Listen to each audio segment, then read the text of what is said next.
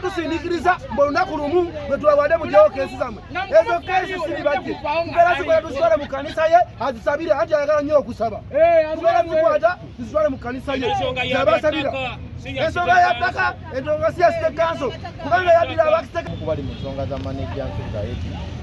era babadde abasajja bano baggulawo fayiro nyingi ku mukama waffe tutambudde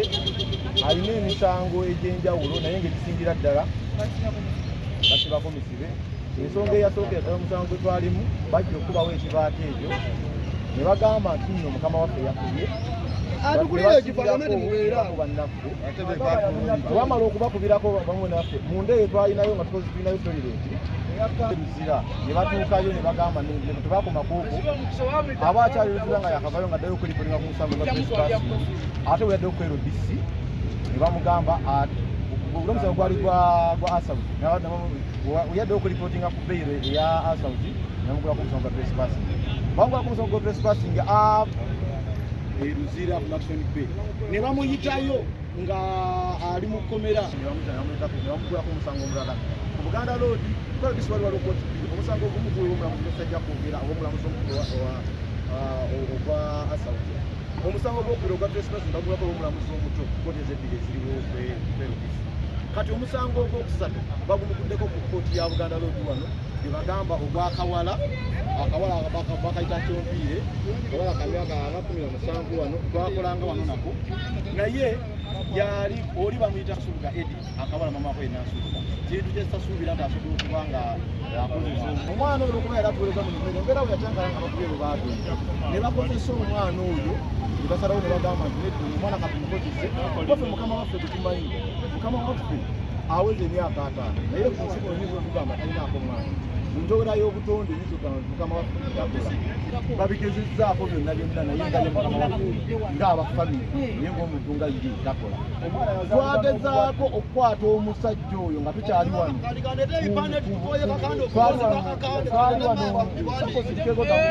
twali wano obujozi bwa kakande ya police station nga bamuguddeko ogwo omusango gw'omwana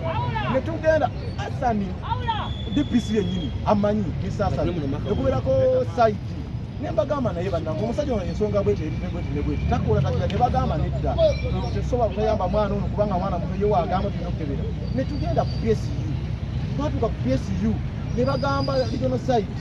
nemugamba omusajja ono bwe tubanga wano ensonga za basitesi wano nga zirimu ettaka ng'ate bwe bakwabiriza mwana fayini weebale kukola naye tulagira ku ssente ziri mu ggwanga tukole DNP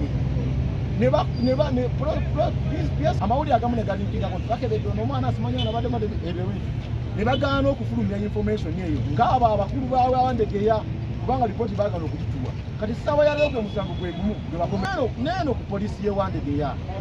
abakulu baabalagira bakole DNA ku ssente za gavumenti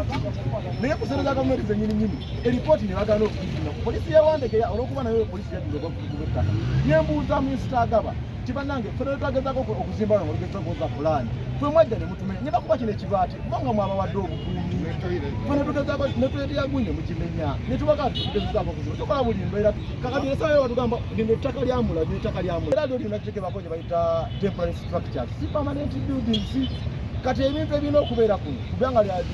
lwagita mayido Malagoli Development Organization byabavubuka kwekulaakulanya bave kubanga wano waliwo abavubuka abasoba mu bitabo tetukola wano nabo bwe balamu bafumba mmere abamu bakanabe bagobyegobye abagalaji wezibi abakofini